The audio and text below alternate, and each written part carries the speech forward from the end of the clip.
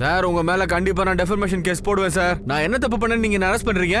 நான் பண்ற பிசினஸ்க்கு மாசம் மாசம் உங்க எல்லாருக்கும் மாமூல் எழுதிட்டு இருக்கேன்ல, அப்புறம் என்ன? உன்னை அரெஸ்ட் பண்ண போறது கிட்னாப் கேஸ்ல. கிட்னாப்பா? ஓ மை காட் சார், யார் சார் உங்களுக்கு இந்த மாதிரிலாம் சொன்னது? புறம்போக்கு சும்மா பேசிக்கிட்டு அடிச்சு தூக்கி போட்டுருவேன். அந்த பொறுக்கிங்க கிட்ட நீ தான் கடத்த சொன்ன. புறம்போக்கு பாடுங்க மாட்டிக்கிட்டானுங்களா? சார் இந்த லுச்சா பசங்க பேச்சை கேட்டுட்டு டீசென்டான என்ன கூட்டு வந்திருக்கீங்களா சார்? இவங்களை இப்பதான் சார் முதல் முறையா பாக்குறேன் சார். போய் சொல்றா சார் அவன். சார் இவனுங்க பேச்சை கேட்டு என்னைய அரெஸ்ட் பண்ணிட்டீங்கல்ல, இந்த ஜென்டில்மேன் அரெஸ்ட் பண்ணிட்டீங்கல்ல, definitely will pay for this sir. Sir எதுக்கு சார் சும்மா சும்மா அடிக்கிறீங்க? நான் பொழைப்பேன். என்னைய மிரட்டுறீங்க? சார் நான் என்ன சார் தப்பு பண்ணேன்?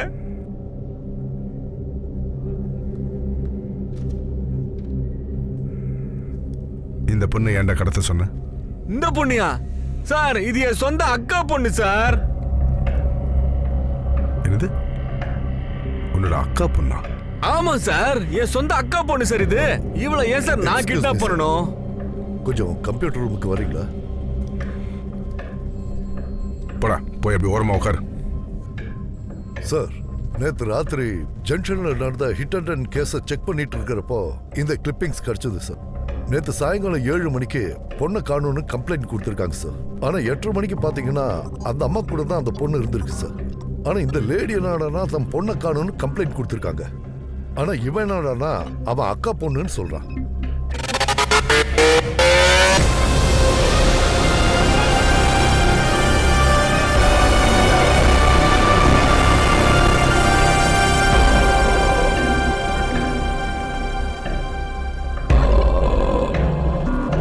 சார் அடிக்காதீங்க sir, sir please sir, sir அடிக்காதீங்க சார். இது வரைக்கும் எத்தனை கைன் அடிச்சிருக்க? சார் சார் சார் இல்ல சார், சார் இல்ல சார்.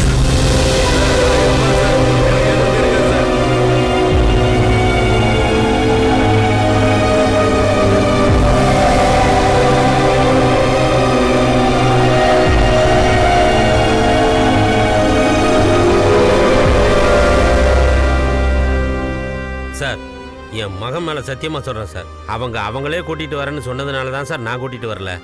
எல்லா பேரண்ட் கிட்டயும் நாங்க கிளியரா குழந்தைங்களை 7 o'clock பிக் பண்ண சொன்னோம். பட் அவங்க வந்தது 11:30 PM. இது அவங்களோட irresponsibility சார். செத்து போன புருஷன் எப்படிடா திருப்பி வருவான்? யார் சார் சொன்னது அவன் புருஷன் செத்து போயிட்டான்னு? அவன் இன்னும் உயிரோட தான் சார் இருக்கான்.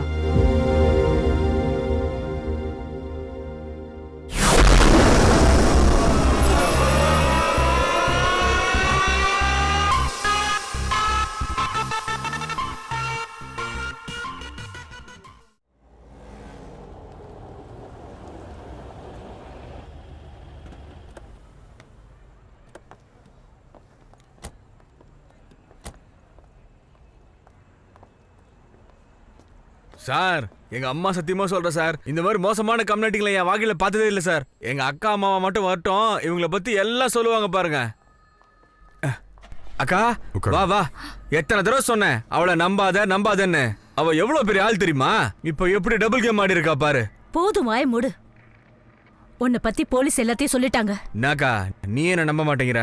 ஏய் போய் உட்கார்றா. சாரி சார், அவன் தேவிகியை பத்தி உங்ககிட்ட தப்பா சொல்லிட்டான். தேவிகி ரொம்ப நல்லவங்க, அவங்கள ரொம்ப வருஷமா தெரியும். ஆக்சுவலி எங்க ஊரு மைசூர்.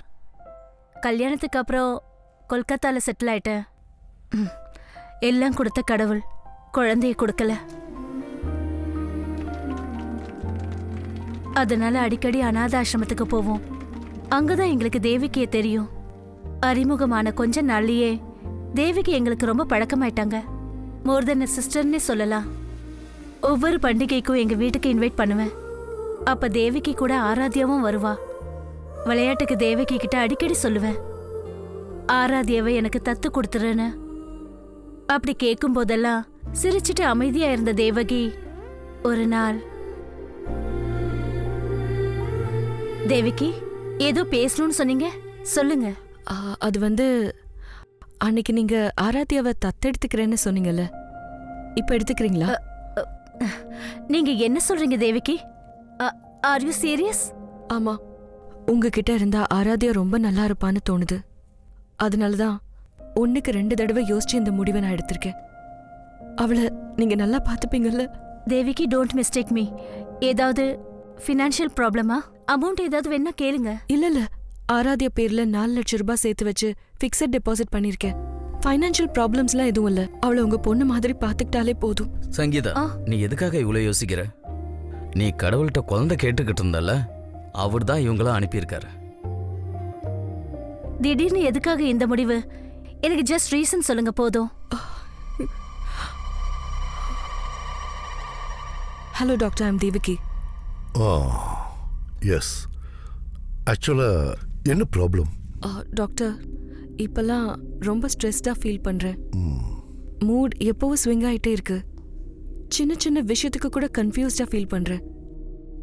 கையில் இருக்கிற பொருளை கூட மறந்து வேற இடத்துல தேடுறேன்.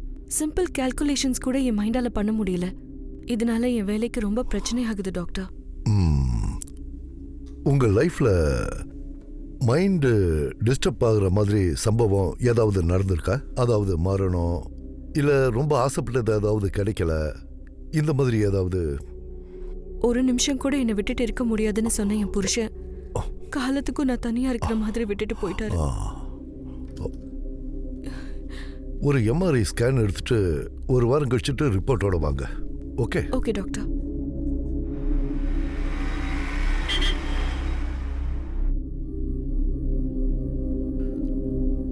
உங்க வீட்டில் யாரெல்லாம் இருக்கீங்க? நானும் என் பொண்ணு மட்டும்தான். என்ன படிக்கிறா? 5th standard. சரி, அப்புறம் உங்க அப்பா அம்மா இல்லைனா எனி ரிலேட்டிவ்ஸ்? யாரும் இல்லை டாக்டர். நான் உங்ககிட்ட ரிப்போர்ட் எடுத்துட்டு ஒரு வாரம் கழிச்சு வர சொன்னேன்.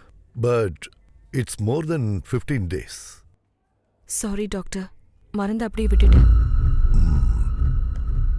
அப்புறம் ஓகே, உங்கள் ரிப்போர்ட்ஸை பார்த்தேன். அதில் என்ன இருக்குன்னா, உங்களுக்கு டிமென்ஷியா அப்படின்னா அது ஒரு விதமான memory disorder. It's a brain disease. இந்த வியாதி இருக்கிறவங்களுக்கு கிராஜுவலாக மெமரி லாஸ் ஆகும். நீங்கள் கொஞ்சம் கொஞ்சமாக பேசுகிற பாஷை, ரெகுலராக பண்ணுற வேலை, வீட்டு அட்ரஸ், இப்படி ஒவ்வொன்றா மறந்துட்டே வந்து ஒரு நாள் உங்களை நீங்களே கம்ப்ளீட்டாக மறந்துடுவீங்க. இதை பாருங்க தேவகி, ஆஸ் அ ஃப்ரெண்ட் நான் உங்களுக்கு சஜஸ்ட் பண்ணுறது இதுதான். நீங்கள் அந்த ஃபைனல் ஸ்டேஜுக்கு போகிறதுக்கு முன்னாடி நீங்கள் உங்கள் பொண்ணை நீங்கள் ரொம்ப நம்புறவங்க கிட்ட இருக்கிற மாதிரி, அப்படி இல்லைன்னா ஹாஸ்டலில் இருக்கிற மாதிரி ஏற்பாடு பண்ணிடுங்க. ஏன்னா அவள் ஃப்யூச்சர் நல்லா இருக்கணும்ல.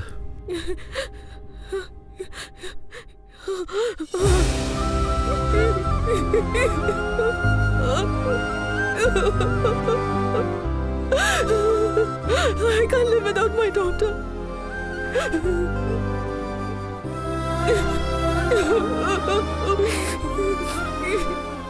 இத சொன்னதுக்கு அப்புறம் நான் எதுவும் கேட்கல.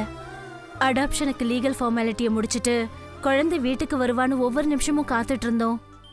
முன்னாடி நாள் ராத்திரி கூட தேவிகிக்கு கால் பண்ண, மெசேஜ் பண்ண. பட் அவங்க ரிப்ளை பண்ணவே இல்லை. என்ன ஆச்சுன்னு யோசிச்சுக்கிட்டே இருந்தோம். பட் விஷயம் என்னன்னு இப்ப புரிஞ்சிடுச்சு. Please sir, please find Aradhya for me, please. We're trying our best.